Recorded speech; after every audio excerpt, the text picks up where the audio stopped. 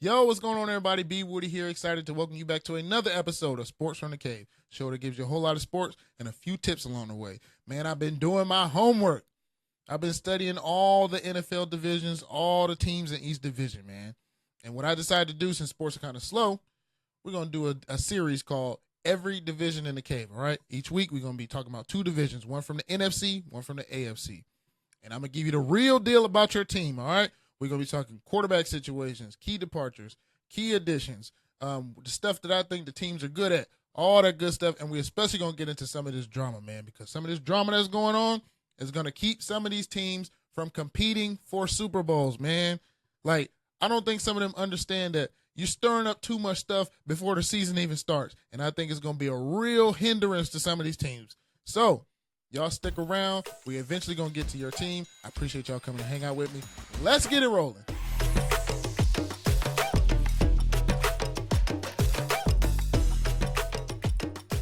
All right, y'all. So before we get started, I need you to do me a favor. Go ahead and like this video and go ahead and go over and subscribe to the pod, man. And turn on the notifications so you know when I post. If it's your first time here, man, I appreciate you. If you come and rock with me every week, I really, really appreciate you. But yeah, man. You can also follow me on all my social medias, at Sports from the Cave on TikTok, at Sports from the Cave on Instagram. I always put this at the end, but I decided to put it in the front because it'll help me out even more. So I appreciate y'all in advance. Let's get into it, man. So we starting out with the AFC East. Like I said, we're doing two divisions every pod. So today we're starting with the AFC East and the NFC East. Where my Jets hang out is the AFC East. So you know we got to start with that, right? Now, first team we're going to talk about, the Buffalo Bills. Great season last season. I never worry about the Bills in the regular season, man. Josh Allen always take them dudes through the regular season, which is why he got his extension, $330 million extension. They also guaranteed $250 million of it. Josh got paid, and he deserved it, right? They also extended Khalil Shakir. Breakout season last year. Great receiver in the slot. Fast, can take the top off the defense. The two of them work together great. So they had to extend those two, right? They lost Von Miller and Mac Hollins. Mac Hollins, you know, he's a body out there, big body, but I don't know if it'll make that much difference. They did cut Von Miller too. Von Miller getting a little older, so they got rid of him. But what they did do, they went out and got Joey Bosa. Joey Bosa was injured last year. He's been injured a couple of times, but they can keep him on the field. I love that pickup, bro, because he'll be dangerous off that edge for sure. And they also picked up Josh Palmer he was with the Chargers. Streaky receiver, can take the top off the defense, got a little bit of speed. So he'll add some depth to that wide receiver room for sure. Like I said, the Bills, never worry about the Bills in the regular season. I got family in Buffalo. I low-key, when the Jets ain't doing nothing, and it's likely that they're not. Don't tell nobody, but I low-key be rooting for the Bills. I do, man, because I really like Josh Allen. I love Josh Allen, and I like James Cook out there, who is dealing with a contract dispute right now. James Cook is asking for more money. I think he's sitting out. I don't know if he's even practiced with them yet. He definitely wasn't he definitely wasn't suited up for the game, so I don't know if he's practiced yet. So they got to deal with that. But they also got Ray Davis behind him, so I don't know how worried they are. Ray Davis coming out of Kentucky. Showed up last year, got some speed. So I know he's not a James Cook replacement, but he could hold him over for sure because Ray Davis, he definitely ran all over the Jets. So, but like I said, I'm not worried about them in the regular season. It's definitely the playoffs, and it's the playoffs when Patrick Mahomes is on the other side, man. He's literally like the Bills' kryptonite. It is crazy. Even last year, they lost to the Chiefs in the round before the AFC Championship, and I felt bad. I really did. I felt so bad for them because they were playing a hell of a game, but the Chiefs went down. They kicked the field goal. I think they made it 32-29. Josh Allen gets the ball back at the end, and I think it came down to like a fourth down throw. I think it was fourth down. And Josh Allen they overloaded the left side on the blitz. Josh Allen's right side. And he's rolling out and he literally ran right into the blitz. It was such a perfect call, bro. He ran right into the blitz. He throws the ball up to Dalton Kincaid. Kincaid gets two hands on it, but he drops the ball, bro. And like I'm looking like, dog, those are the plays you got to make to beat the Chiefs. Unless you just stomp them out. Like, and I made a video about that too. Unless you just drag the Chiefs, which is rare, you got to make some crazy plays, man. And what a hurtful way to go out, bro. Like, it's always the Chiefs. It's always the Chiefs. So Josh Allen got to get over that hump. The team has to get over that hump. So we'll see. I mean, it's the best team in the AFC East. That's why I started with them. They're the best team in the AFC East. Will somebody challenge them? We'll get to that in a minute. All right. So moving on. Let's talk about my JETS Jets. All right. First off, love what I saw in the first preseason game. Loved it. It was OG Jets football. Run the ball, make great throws, easy throws, run the ball, finish drives. That first drive, it got me hyped. Now I know, bro. I know. Don't count your chickens before they hatch. I get it.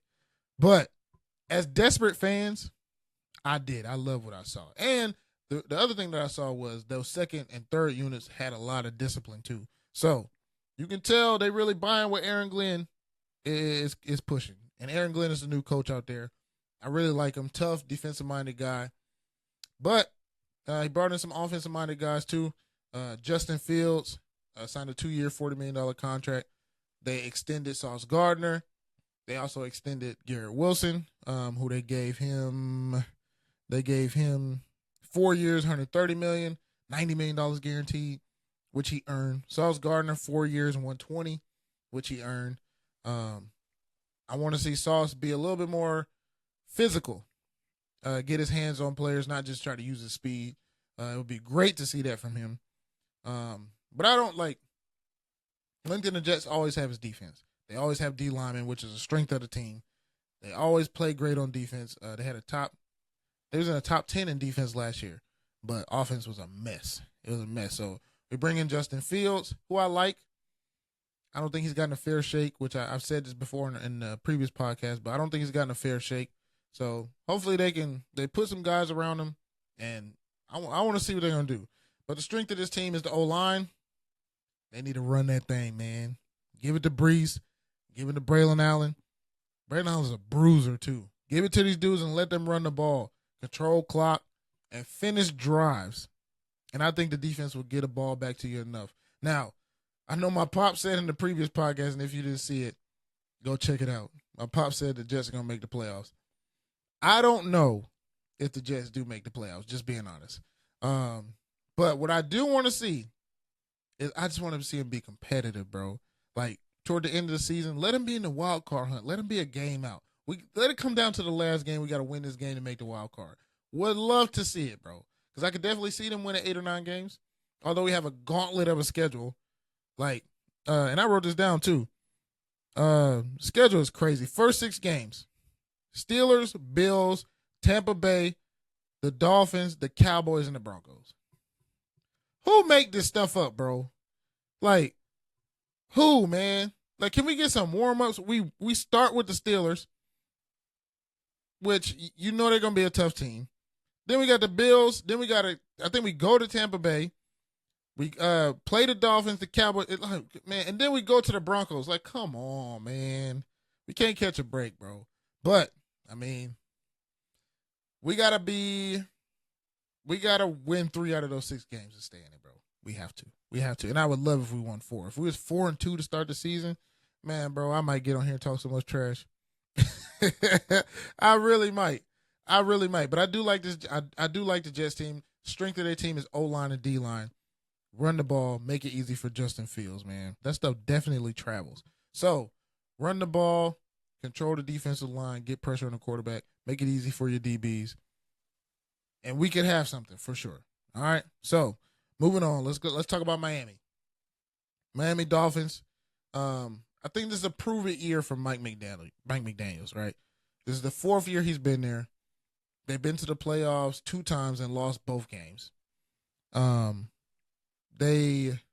Tua's been hurt, and as we all know, Tua with the concussions, which I'm talking about, these are some of the most scary concussions I've ever seen in my life, man. The fact that he's still playing is a miracle, because the way he been banging his head on the ground and wobbling off the field and feet curled up, hands curled up, man, that's scary. that's definitely scary. So, still got Tyreek Hill, Jalen Waddle out there, Devon Achane, who I really, really like, and I'm eyeing him for fantasy. I probably shouldn't say that out loud, but I'm definitely eyeing him for sure. Um, he's definitely stepped up for them. Fast guy, but can run between the tackles too. Can catch the ball on third down. I really like him. They lost Jalen Ramsey. They lost another guy. I can't remember his name, but they lost another guy in practice. So defensively, they kind of hurting. So it's gonna be interesting to see what they do on defense, because they got those two guys out there that are good at offense. They lost Jonnu Smith too. So we'll see. We'll see. The Miami Dolphins' Achilles heel, cold weather. They just cannot play in cold weather. And I don't know what they need to do. Maybe they need to go inside, sit in the freezer. They got to do something to be better in cold weather, because I remember when they went to Kansas City and it was like -10 out there. Them boys was dying. They was dying. Lips was blue. You know what I'm saying? Looked like they got frostbite. It was bad. It was bad. So their Achilles heel is definitely the cold weather, man. So Mike McDaniel's got to find a way to pull it out. I like Mike McDaniel's great offensive mind. You can tell he connects with the players really well too. Because he's a younger dude. When I say younger, he's like 40-some years old. But in NFL world, to be 40 years old and be a head coach, that's young. But yeah, I think he's got to find a way. And I think in order for them to consider this a successful year, they got to win a playoff game. They have to. They got to win a wild card, move to the next round. I think if they don't do that, they're going to consider firing Mike McDaniel. They are. They're going to consider firing him. So I don't want to call it the hot seat, but you better prove it, bro. He has to. So moving on. Lastly, and I saved this for last because this is the team I hate in this division the most. And it's the New England Patriots. And that's because growing up, I used to watch Tom Brady abuse the Jets. And it made me hate the Patriots so much, man. But I cannot lie, and I can't believe I'm even saying this. I love what the Patriots did in the offseason, right? They hired Mike Vrabel. They went out, got some offensive linemen. They went out and got Stephon Diggs. They added Robert Spillane, who's a linebacker, which that's a Mike Vrabel guy. They added Carlton Davis. I don't know where he played last year, but I remember he played for the Bucs. They put him on the opposite side of Christian Gonzalez, which is that's a great pairing in my opinion. They also added Morgan Moses, who came from the Jets last year. Older veteran, will add to the locker room guy. Had some injury problems, but he played most of the year last year, and if not all of the year. So definitely got a block for the young quarterback, Drake May, who is way ahead of where I thought he would be, especially when he was in the draft. People just didn't know what he would be. But last year he showed a lot of good flashes, man. Can push the ball up the field, can make those over-the-middle throws, can extend the plays with his legs. He's a better runner than what I thought he was. I really like what the Patriots did in the offseason. And if this all comes together, the Patriots are going to be a really, really tough team. They're going to be a really tough team to deal with, especially because they're going to muddy a lot of these games. And what I mean by that is this is going to make it really, really ugly. Like, they're going to try to run the ball because they got Ramondre Stevenson still out there, and they added Travion Henderson, who, if I don't know if you saw, but he took a kickoff back, and that boy was flying. He was flying. So, they're going to run the ball because that's Mike Vrabel's thing. They're going to be tough on defense. Great linebacker play. They're going to have that. Carlton Davis and Christian Gonzalez on the corners. Man, like I said, they're going to muddy games, and the game is going to be like 17-14, 21-24. They're going to be pulling out all these little wins. I've seen it so many times, man. I really have. So I love what they did in the offseason, and I think the Patriots are going to be tough. Who's going to win the division? I got to give it to the Bills. Bills are the best team in this division, right? I do think that the Patriots could challenge. They could challenge. If they sneak the Bills one time, they got to beat either the Dolphins or the Jets twice, which I hope it's not the Jets. But they could be a challenge for for the Bills just because of the way they're going to play and the way they're going to make games so dirty and muddy. But I honestly think the Bills are going to win the division. The Bills will go to the play, get a bye, first round of the playoffs. And who knows what's going to happen from there for the Bills.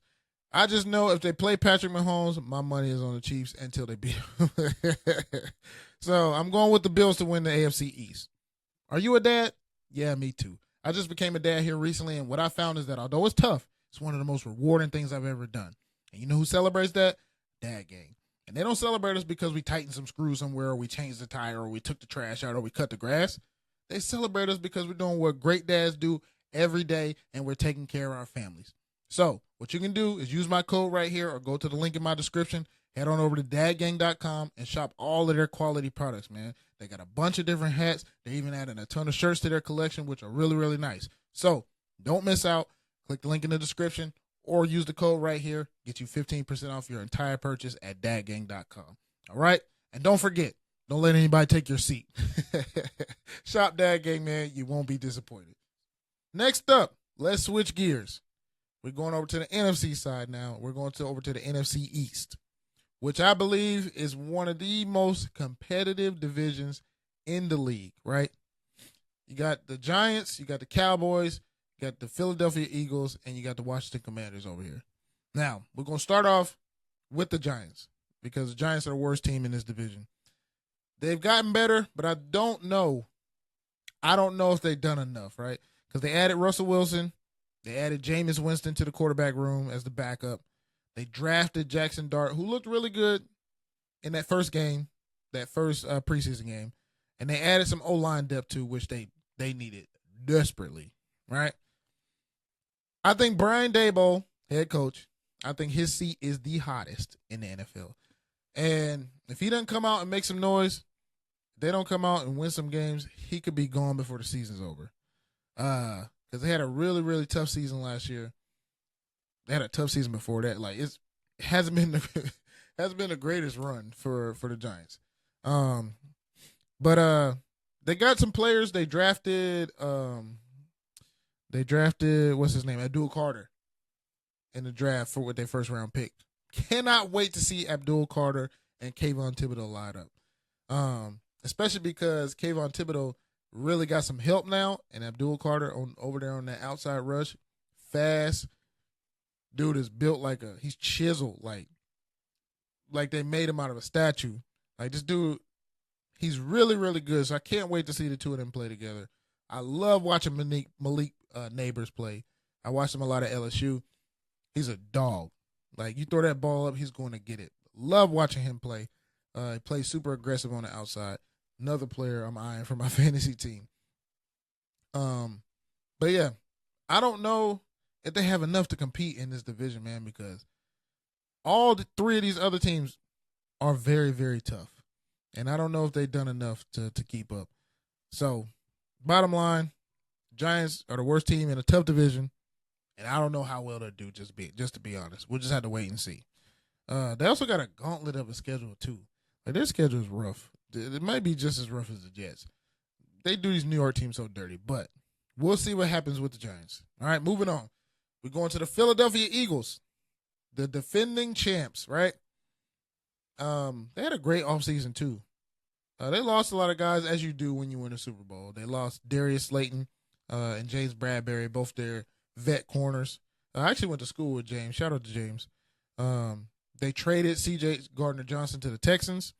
They lost Josh Sweat to the Cardinals. Kenny Pickett got traded to the Browns. They lost Mekhi Becton, who signed with the Chargers. Another former Jet that has a ring, left the Jets and got a ring. It happens all the time. And they extended their guard, Landon Dickerson, who just had an injury scare too. Had a thing with his meniscus, but it's not as bad as they thought it was, which is huge. Huge for them. Because that O-line that protects Jalen Hurts, the O-line that blocks for Saquon Barkley, they ran a lot behind Landon Dickerson last year. A lot of plays called to his side. So huge news that he's not as hurt. He may not even miss a game, to be honest. My personal opinion about the Philadelphia Eagles, they poised to make another run. Just being honest. They added A.J. Dillon I don't know if y'all remember A.J. Dillon from Green Bay. They have the 4 biggest quads in the league. A.J. Dillon, I don't know if you've seen his legs. His legs bigger than Saquon's. And Saquon, they call him Saquads. His legs are bigger than Saquon's. Tough guy to tackle, hard-nosed runner. Should be a good pairing with Saquon. I think Saquon's going to have another big year. Of course, everybody's eyeing him for fantasy. See, I'm giving y'all all kind of game right now. Everybody's eyeing Saquon. He'll go in the first round. So think about taking him with one of your first picks if he's still sitting there. I think a key to this whole thing, though, they lost offensive coordinator Kellen Moore, who went over to the Saints as their head coach, and they hired Kevin Patullo. Kevin Patullo actually worked for them in 2021. He was the passing game coordinator too. So, they're familiar with him. But I think the key to this whole thing is Jalen Hurts has another offensive coordinator, which is absolutely crazy. But, I mean, he's been doing well. So if the two of them can gel, two of them got to be in tandem. You'll be able to tell early, too. The two of them, if they can gel, it'll work out pretty good. Love the season Jalen Hurts had last year. I mean, he adapted to whatever you wanted him to do. They said he wasn't running enough. He started running the ball. A.J. Brown wasn't getting the ball enough. He found A.J. Brown. Devontae Smith wasn't getting the ball enough. Start finding Devontae Smith. Hell of a season last year, man. Definitely took a step up, but definitely going to have to do more because now you got a target on your back. You're the defending champs. You got a target on your back. So a lot of teams are going to come at them as tough as they possibly can. I think they have a great season, but there's going to be some bumps in the road because, like I said, you're walking around with a target on your back. Teams are going to come at you. You're going to get their best shot every single week. So I think they have a great season. I think it'll be a few bumps in the road, but hold on. They're going to be just fine, and I think they're poised to make another run for sure. They had the most dominant D-line in the league last year. And I think they right on track to do that again, which, if you watch the Super Bowl, the Eagles D-line always moving forward. Chiefs O-line always moving backwards the entire game. They completely dominated the whole game. Took Patrick Mahomes off his spot. Didn't let him make good throws. It was a sight to see for sure. So they'll be back. And I think the reason I really like the Philadelphia Eagles is because the things they do, they travel. And what I mean by that is when you're on the road, you got to play good defense and you got to run the ball. They do both. You got the D-line has to get pressure. They can. And even, especially in the playoffs too, if you have to go on the road in the playoffs, it's even more important. So I love what the stuff that they do, and it always travels. And they try to get rid of the tush push, but they couldn't do it. So, but yeah, man, I think they're going to have a great year. They got very few weak spots. I think they're going to have a great year. Like I said, a few bumps in the road, but they're going to be just fine. All right, man, I can't wait. NFL season right around. What are you wearing? That old shirt, the one with the letters all faded and peeling, and it's been stretched out in the washing machine? You need some new gear. Click the link in my description, head on over to fanatics.com, and shop all the latest in your team's gear. We don't want to see that old stuff anymore, man. You don't have a lot of time. The NFL season is right around the corner. So click the link in my description, head on over to Fanatics, and get you something new. I can't even see the J on your shirt anymore. We're Jets fans, not ET's fans. Shop Fanatics today. Moving on. Next team we got is the Washington Commanders. I love what the Washington Commanders did in the offseason, bro. In my opinion, they had one of the best offseasons you could have. Picked up Laramie Tunsil, or traded for Laramie Tunsil. A huge pickup, going to protect the backside for Jaden Daniels. Great pickup. Went and got wide receiver Deebo Samuel from San Francisco. Great pickup for Jaden Daniels. Outlet guy, quick game guy. That's Deebo's specialty. He can run the ball like he's a utility player. Really, really going to help Jaden Daniels out for sure. They picked up Von Miller after he got cut from the Bills, and they also picked up another great offensive lineman in Josh Connolly Jr. I love what they did, man. Cliff Kingsbury offense is definitely more of a college-style offense, and who lit up the league in college? Jaden Daniels. The two go together great, man. Team went all the way to the NFC Championship, which really, really surprised me. Not because I thought Jaden Daniels wouldn't be good, but I didn't think he would be this good this quick. Like, picked it up super fast, bro. Like, surprised me. One of the key things for them, though, they need to tighten up on defense, bro. They dropped 45 on the Lions in the playoffs. They gave up 33. They gave up 55 to the Eagles. Like, they scored 30-something points in that game, too. It's it's too many points, bro. They have to tighten up on defense, which is I feel like which is why they went and got Von Miller because he can pressure the quarterback. They got good linebacker play, but in the back end, man, they gotta get better for sure. And I expect Dan Quinn because Dan Quinn's a defensive guy, so I expect Dan Quinn to tighten up on that defense. And if they do, they'll definitely be a contender to win the division. But they have one problem, one big problem. They need to pay Terry McLaurin, bro.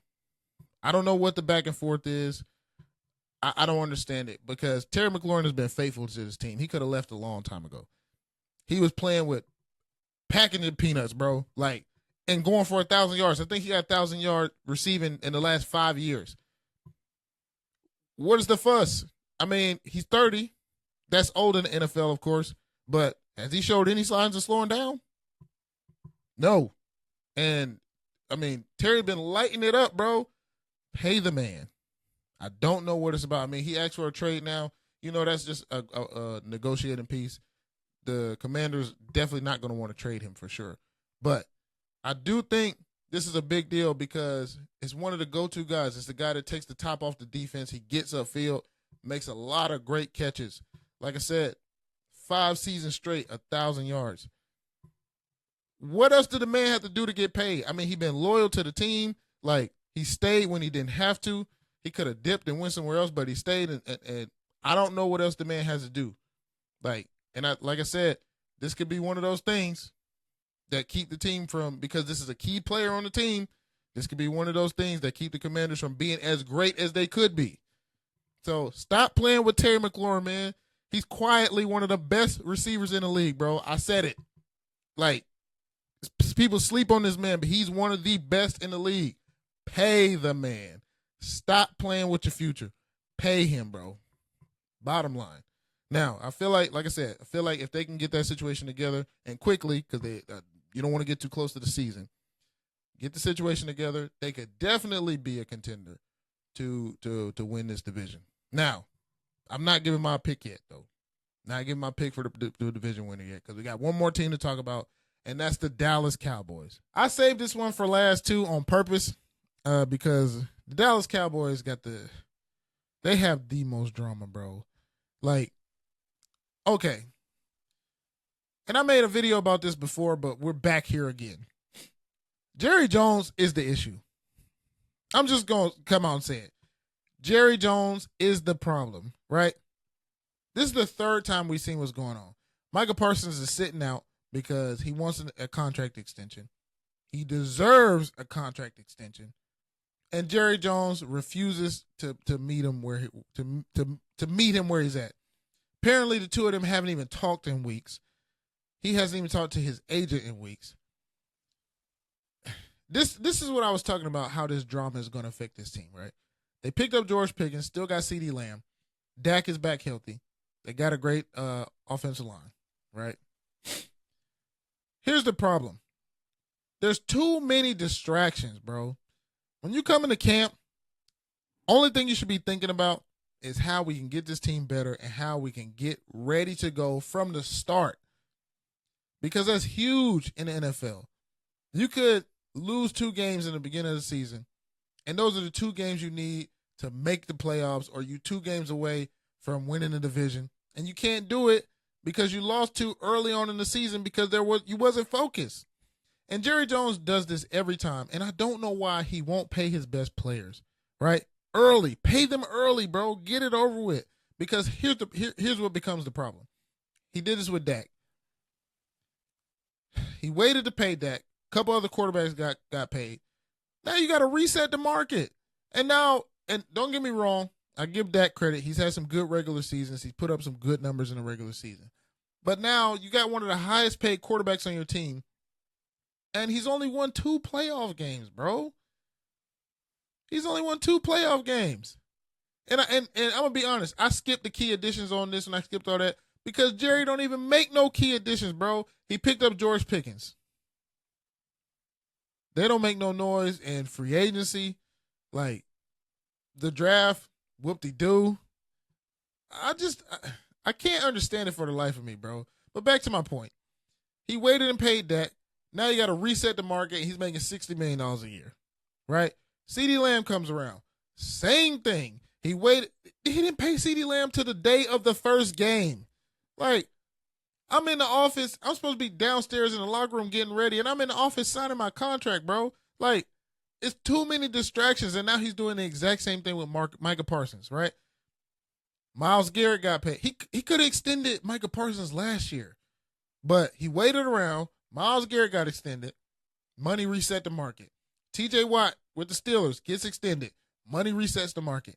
Now you got to reset the market again and give this man more money when you didn't have to do that. Michael wanted to sign a contract last year. He said it. I want to extend last year. Just do it and get it over with, Jerry. Like, and y'all tell me this. Have you ever seen a team with these kind of contract issues with their best player go on to win the Super Bowl? Maybe y'all seen it. I haven't seen it in recent years, man.